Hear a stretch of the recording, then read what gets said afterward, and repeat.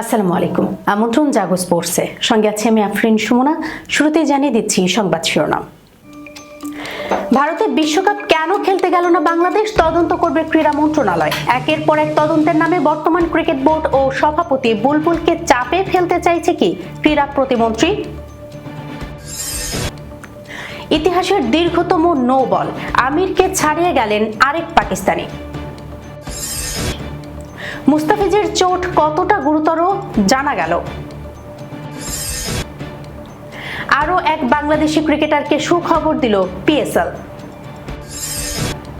বড় দুঃসংবাদ পেল কলকাতা নাইট রাইডার্স। দর্শক শিরোনাম শুনছিলেন, এবার জানিয়ে দিচ্ছি বিস্তারিত। ভারতে বিশ্বকাপ কেন খেলতে গেল না বাংলাদেশ, তদন্ত করবে ক্রীড়া মন্ত্রণালয়।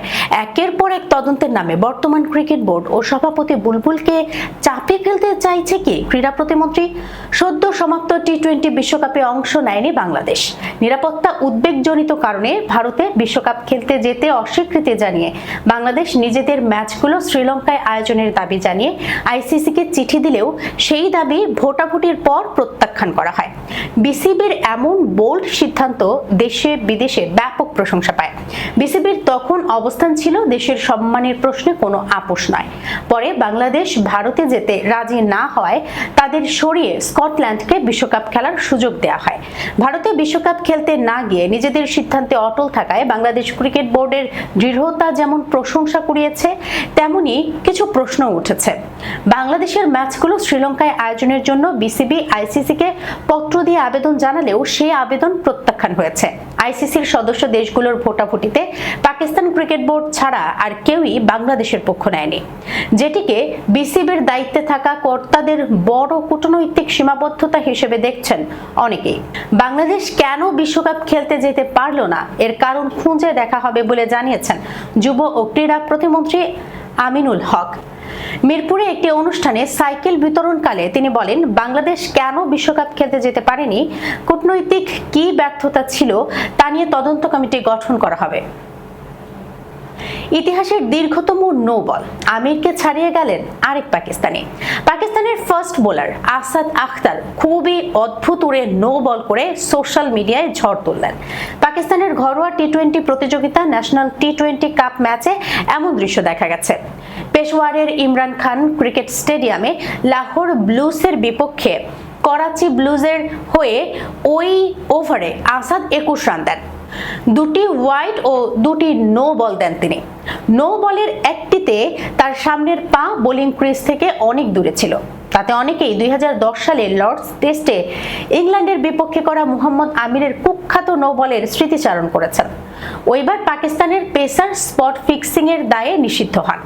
একজন এক্সে লিখেছেন, পাকিস্তানের টি-20 কাপে আসাদ আখতারের নো বল কেবল বড়ই ছিল, এটা ছিল আতঙ্কিত হওয়ার মতো বড়। এই বল তাৎক্ষণিকভাবে স্পষ্ট ফিক্সিং কেলেঙ্কারির সময়ে মুহাম্মদ আমিরের করা কুখ্যাত নো বলের স্মৃতি ফিরিয়ে আনে। তিনি আরো বলেন, একই ওভারে 2টি ওয়াইড ও 2টি নো বল, সবগুলোই ছিল দাগের বাইরে। এর মধ্যে একটি এতটাই দূরে, এই ধরনের ডেলিভারি গুরুতরভাবে প্রশ্ন তুলছে। পাকিস্তান ক্রিকেট এমন দৃশ্য আগে দেখেছে, আরেকজনের মতে এত লম্বা নো বল আগে কখনো দেখেননি। তার কথা, এটাই কি ক্রিকেটের ইতিহাসে সবচেয়ে লম্বা নো বল? করাচি ব্লুর আসাদ আখতার পাকিস্তান টি-20 কাপে বড় ওভারস্টেপ করেছেন। স্পট ফিক্সিং এর অভিযোগ করে আরেকজন লিখেছেন, 25 বছর বয়সী পাকিস্তানি পেসার তাদের চলমান টি-20তে আসাদ আখতার চলমান শীর্ষ ঘরোয়া টি-20 টুর্নামেন্টে যে বল করেছেন তা নিঃসন্দেহে সন্দেহজনক। আবারও স্পট ফিক্সিং। পাকিস্তান সিরিজের শেষ ওয়ানডেতে চোট নিয়ে মাঠ ছেড়েছিলেন মুস্তাফিজুর রহমান। ম্যাচের 49তম এবং নিজের শেষ ওভার বোলিং করতে এসে পঞ্চম বলে শাহিন শাহ আফ্রিদির সজোরে মারা একটি বল এসে লাগে মুস্তাফিজের হাঁটুতে। ধারণা করা হচ্ছিল বড়সড় হাঁটুর কোনো চোটে পড়তে পারেন এই তারকা বোলার। তবে সর্বশেষ খবর পাওয়া পর্যন্ত বড় চোটের শঙ্কামুক্ত আছেন মুস্তাফিজ। বিসিবির একটি সূত্র জানিয়েছে, চোট পাওয়ার পর প্রাথমিক পরীক্ষা নিরীক্ষায় তেমন কিছু পাওয়া যায়নি, নেই তেমন কোনো অস্বস্তিও। সূত্র আরো জানিয়েছে, ঈদ উদযাপন করতে ইতিমধ্যেই নিজ জেলা সাতক্ষীরায়ও চলে গেছেন মুস্তাফিজ। ঈদের ছুটি কাটিয়ে চলতি মাসেই পিএসএল খেলতে যাওয়ার কথা আছে মুস্তাফিজের। টুর্নামেন্টেতে লাহোর কালান্দার্সের হয়ে খেলার কথা তার। তবে টুর্নামেন্টের মাঝপথেই হয়তো নিউজিল্যান্ড সিরিজ খেলতে আবার দেশে ফিরতে হতে পারে ফিজকে। পুরো বিষয়টি অবশ্য নির্ভর করছে বিসিবির থেকে অনাপত্তিপত্র পাওয়ার উপরে। এদিকে শাহিন শাহ আফ্রিদির সজোরে মারা ওই বলে চোট পেয়ে সেদিন তৎক্ষণাৎ মাটিতে লুটিয়ে পড়লে মুস্তাফিজকে নিতে স্ট্রেচার নিয়ে আসা হয় মাঠে। তবে সবাইকে চমকে দিয়ে উঠে দাঁড়ান ফিজ। নিজের স্পেলের শেষ বল তো করেছেনই, ওই বলে তুলে নিয়েছেন হারিস রাউফের উইকেটও, যা ম্যাচের পরিপ্রেক্ষিতে বেশ গুরুত্বপূর্ণ উইকেট ছিল। পাকিস্তান সুপার লিগে দল পেয়েছেন বাংলাদেশি পেসার শরীফুল ইসলাম। তাকে কিনেছে পেশোয়ার জালমি। এর আগে একই দলে সুযোগ পান আরেক বাংলাদেশি পেসার নাহিদ রানা। শরীফুলকে নিয়ে পিএসএল এ বাংলাদেশি ক্রিকেটারের সংখ্যা দাঁড়ালো 5-এ। পিএসএল এর নিলামের আগে মুস্তাফিজুর রহমান দল পান। এরপর মুস্তাফিজের দল লাহোর কালান্দার্স নিলাম থেকে কিনে নেয় পারভেজ হোসেন ইমনকে। নাহিদও দল পান নিলাম থেকে কিনে নেওয়া হয় রিশাদ হোসেনকে। তাকে নেয় রাওয়ালপিন্ডির দল পিন্ডিজ। এবার দল পেলেন শরীফুল। মুস্তাফিজ 6.5 কোটির মতো পাকিস্তানি রুপি, ইমন রানা 60 লাখ রুপি এবং রিশাদ 3 কোটি রুপি পাবেন পিএসএল খেলে। যদিও শরীফুলকে কত টাকায় কেনা হয়েছে তা জানা যায়নি। পাকিস্তান সিরিজে শরীফুলের খেলা না হলেও এই সিরিজ শেষ হতে না হতেই তাকে দলে নিয়েছে Peshawar. Speed, strike and storming energy, Zalmi ফ্যামিলিতে স্বাগতম। এভাবেই এই তরুণ পেসারকে নিজেদের করে নিয়েছে দলটি। পেশোয়ার তাদের পিএসএল মিশন শুরু করবে আগামী 28 মার্চ পিন্ডিজের বিপক্ষে। সেই ম্যাচে তাই রিশাদের সাথে নাহিদ শরীফুলদের মাঠে লড়াই দেখা যেতে পারে। পেশোয়ারের পরের ম্যাচ 31 মার্চ ইসলামাবাদ ইউনাইটেডের বিপক্ষে। মুস্তাফিজ ইমনের লাহোরের বিপক্ষে ম্যাচ 11 এপ্রিল। লাহোর আবার পিএসএল এর বর্তমান চ্যাম্পিয়ন।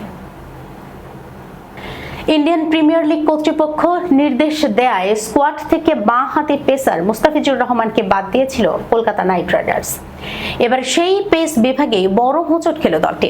চোটের কারণে এবারের আইপিএল এর বড় একটি অংশ মিস করতে যাচ্ছেন পেসার হর্ষিত রানা। গত ফেব্রুয়ারিতে হাঁটুর অস্ত্রোপচার করানোর পর বর্তমানে পুনর্বাসন প্রক্রিয়ার মধ্য দিয়ে যাচ্ছেন তিনি।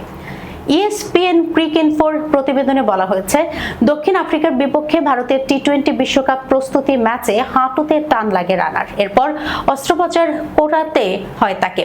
বর্তমানে তিনি পুনর্বাসন চালিয়ে যাচ্ছেন। তবে ভারতীয় ক্রিকেট বোর্ডের মেডিকেল দলের পক্ষ থেকে এখনো তার মাঠে ফেরার নির্দিষ্ট সময় জানানো হয়নি। যদি তিনি পুরো আইপিএল মিস করেন তাহলে এটি হবে টানা দ্বিতীয় বড় টুর্নামেন্ট, যেটি তিনি খেলতে পারবেন না। এর আগে চোটের কারণে টি-20 বিশ্বকাপ থেকেও ছিটকে যান রানা। যদিও শেষ পর্যন্ত সেই টুর্নামেন্টে শিরোপা জেতে ভারত। প্রতিবেদন অনুযায়ী প্রস্তুতি ম্যাচে মাত্র 1 ওভার বল করার পরই ডান হাঁটুর লিগামেন্টের টান অনুভব করেন রানা। পরে তাকে মূল স্কোয়াডে বদলি করা হয় মোহাম্মদ সিরাজকে দিয়ে। সিরাজ অবশ্য টুর্নামেন্টে মাত্র একটি ম্যাচ খেলেন, যা ছিল যুক্তরাষ্ট্রের বিপক্ষে ভারতের উদ্বোধনী ম্যাচ। এর আগে মুস্তাফিজের বিকল্প হিসেবে জিম্বাবুয়ের পেসার ব্লেজিং মুজরাবানিকে দলে ভিড়িয়েছে কেকেআর। তিনি সম্প্রতি পাকিস্তান সুপার লিগে ইসলামাবাদ ইউনাইটেডের সঙ্গে করা চুক্তিও বাতিল করেছেন। বর্তমানে কেকেআর এর পেস আক্রমণে রয়েছে মাতিশা পাথিরানা, বৈভব অরোরা, আকাশদীপ, উমরান মালিক ও কার্তিক ত্যাগী। অলরাউন্ডার হিসেবে রয়েছেন ক্যামেরন গ্রিন ও রমানদীপ সিং। তবে পাথিরানার ফিটনেস নিয়েও কিছুটা শঙ্কা রয়েছে। অস্ট্রেলিয়ার বিপক্ষে ম্যাচে পায়ের পেশিতে চোট পেয়ে টি-20 বিশ্বকাপ থেকে ছিটকে যান তিনি। যদিও তখন ধারণা করা হয়েছিল তার আইপিএল এ খেলা নিয়ে কোনো শঙ্কা নেই। দর্শক, এই ছিল এখনকার মতো জাগো স্পোর্টসে। যাবার আগে সংবাদ শিরোনামগুলো জানাচ্ছি আরো একবার। ভারতে বিশ্বকাপ কেন খেলতে গেল না বাংলাদেশ, তদন্ত করবে ক্রীড়া মন্ত্রণালয়। একের পর এক তদন্তের নামে বর্তমান ক্রিকেট বোর্ড ও সভাপতি বুলবুলকে চাপে ফেলতে চাইছে কি ক্রীড়া প্রতিমন্ত্রী? ইতিহাসের দীর্ঘতম নো বল, আমিরকে ছাড়িয়ে গেলেন আরেক পাকিস্তানি। মুস্তাফিজের চোট কতটা গুরুতর জানা গেল। আরো এক বাংলাদেশি ক্রিকেটারকে সুখবর দিল পিএসএল। বড় দুঃসংবাদ পেল কলকাতা নাইট রাইডার্স।